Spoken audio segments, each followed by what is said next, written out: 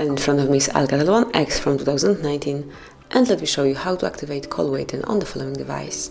So first of all, you have to open your phone dialer, then tap on the more icon, find and pick settings, and then go to call settings right here. Now you should find and select play, and right here go to additional settings. Tap on OK, and here you can smoothly activate call waiting by tapping on the switcher. As you can see, you got some SIM error, but if it's working properly, you will be able to smoothly activate call waiting by tapping on the switcher. And this is it, that would be all.